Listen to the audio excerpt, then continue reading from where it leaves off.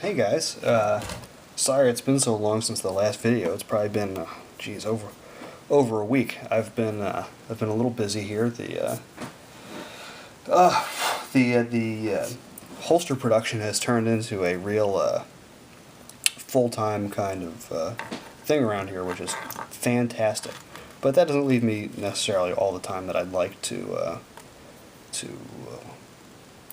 make the videos. As you can see, there's plenty of dirt around here that's the result of doing some work. But before I get started on this video, I did something today that I'm extremely proud of, and I wanted to share it with you guys. I don't have the gun that it goes with on me. That's all packed up for the evening, but I do have the holster.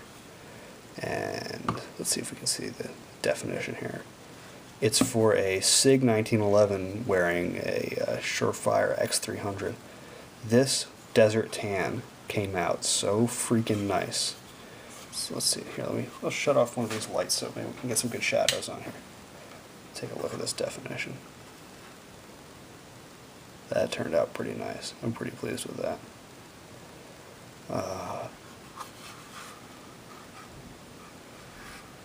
Yeah, this is for a fellow named Preston, and this is his second holster. I love and appreciate repeat customers.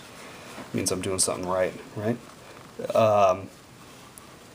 I've been changing the foam on my press a little more frequently, and I'm also really pushing how hot I get the Kydex. I'm sort of like cutting it real close in terms of getting it to the point where it's about to melt but isn't melting. So good foam plus pressure equals outstanding definition, even with 0.08 thickness.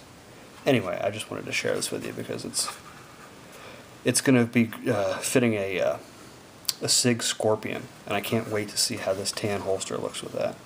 And listen, what I love about this pale color is how just absolutely butter smooth the edges come out. Anyway, I'm very pleased with this, and I couldn't contain it, so I had to share it with you guys. Anyway, I want to get on to the point of this video here. And the point of this video is about marking on Kydex. You know, when you lay it out, when you lay out your holster before you do your cutting, you gotta, make your measurements, put your lines somewhere, right? And for a while, I've just been using, regular pencils. And I've had a certain amount of success with removing those pencil lines just with like white plastic eraser. So here, let's take a look. I'm just gonna mark on that. I don't know if you guys can see that or not. Right, here, let's get on. There we go. Right, we'll just make some marks. And then we'll take our white plastic eraser and erase it off. That's pretty straightforward. You mark, you erase, you mark, you erase. But that's a lot of work.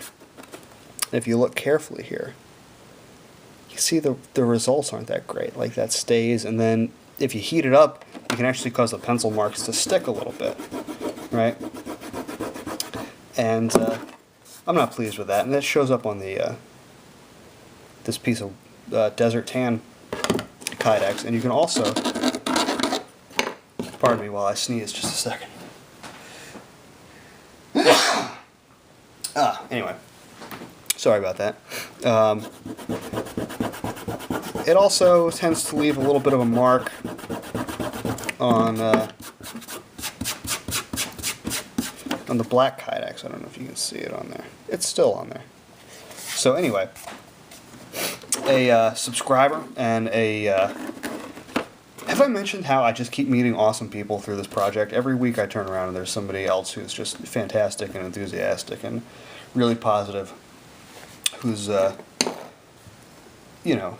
just sharing something with me. And a subscriber who's been a subscriber for a while now. I've probably sent dozens of emails back and forth with this guy. This is, we were corresponding even before he had a whole bunch of Kydex videos up. And it's KenPoist7. I'm going to annotate it in the video and put a link to his channel. And some of you I've probably already referred you to his video on building a Kydex press, in which he goes into like really great detail about it. But he's his learning curve is fantastic, and he's making really great looking stuff right off the bat. He seems to be very dedicated to it, and we've been having a lot of correspondence. And he shared something with me. He actually sent me these pencils. They are Stabilo marking pencils. Okay, let's take a look at this, right? Now, we just saw how that regular graphite pencil doesn't really want to come off so easily, but we can take this guy and mark all over this, right? Nice clear lines. But it doesn't want to erase so good. That's kind of a problem. Well, the solution for that is just getting a little bit of water here.